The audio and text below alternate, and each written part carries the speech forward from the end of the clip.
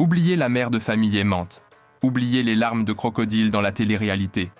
Kris Jenner est le plus grand génie du mal d'Hollywood. Et je vais vous prouver qu'elle est à la tête d'un réseau d'exploitation familiale qui ferait passer les parrains de la mafia pour des enfants de cœur. Regardez bien cet empire. Des milliards de dollars, des jets privés, une influence mondiale. Vous pensez que c'est du talent ? C'est faux. C'est du sang, du marketing et un manque total de morale. Aujourd'hui, on explose le mythe. On va disséquer comment cette femme a transformé ses propres enfants en produits.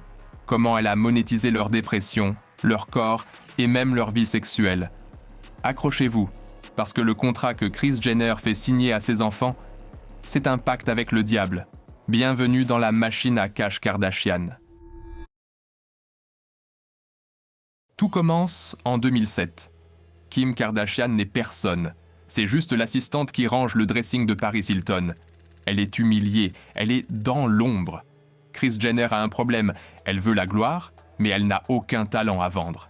Alors, quelle est la solution ? Vendre l'intimité. La fuite de la sextape avec Ray J. Vous croyez encore à l'accident ?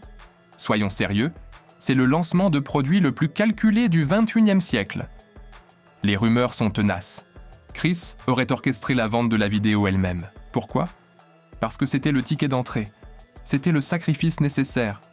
Imaginez une seconde, une mère qui regarde la vidéo intime de sa fille et qui ne voit pas un scandale. Mais des signes, dollars ? Le deal était simple. Kim, tu sacrifies ta dignité, et en échange, je te donne l'empire.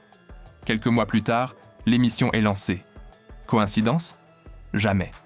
C'est du business. Kris a compris avant tout le monde que la honte ne tue pas à Hollywood. La honte rapporte des millions. Si vous trouvez ça dégueulasse de vendre l'intimité de sa propre fille pour de l'audimat, explosez le bouton « J'aime maintenant », montrez à YouTube qu'on n'est pas dupe. Si Kim était le prototype, Kylie est le produit fini. Regardez l'histoire de Kylie Jenner, une adolescente complexée par ses lèvres fines, une cible facile. Que fait une mère normale ? Elle rassure son enfant. Que fait Kris Jenner ? Elle voit une opportunité de marché. Pendant des mois, elles ont menti au monde entier. Non, je n'ai pas fait d'injection, c'est juste du maquillage. Bullshit. Elles ont laissé la polémique enfler, elles ont laissé des milliers d'ados se détruire les lèvres avec le Kylie Jenner Challenge pour créer le buzz. Et quand l'attention était à son maximum, boum ! On sort les Lip Kits. Rupture de stock en 10 minutes.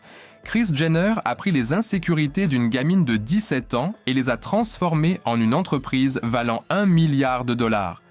Forbes a titré « Self-made billionnaire », c'est la plus grosse blague de la décennie. C'est du « mom-made exploitation ».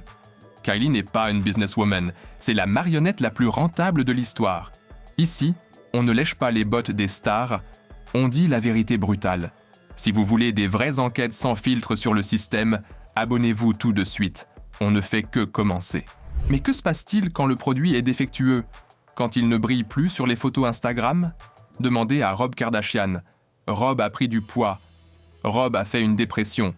Rob ne rentrait plus dans le cadre glamour et perfection de la marque.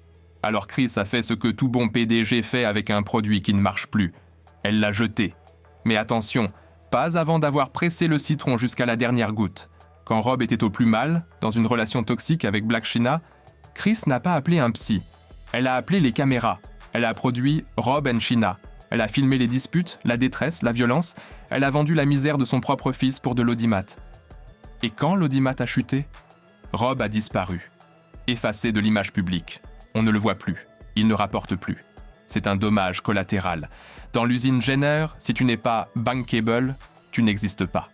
Vous devez comprendre comment Kris gagne. Elle prend 10%. 10% sur tout. Kim signe un contrat, Kris prend 10%. Kylie vend du maquillage, Kris prend 10%. Kendall défile pour Versace, Kris prend 10%. C'est un système féodal. Ses enfants sont ses employés. Même le changement de sexe de son ex-mari, Caitlyn Jenner, est devenu une intrigue de la saison 10. Au lieu de gérer ça en privé, pour le bien de la famille, Kris a lancé une guerre médiatique. Elle a joué la victime, elle a pleuré devant les caméras. Pourquoi ? Parce que le drame fait monter les audiences. Et les audiences font monter les prix des spots publicitaires. Elle a transformé sa vie, ses maris et ses enfants en une télé-réalité perpétuelle où rien n'est vrai, mais où tout est à vendre. Ça vous dégoûte ? Moi aussi ? Lâchez un like si vous en avez marre de cette famille qui se prend pour la royauté alors qu'ils ne sont que des produits marketing.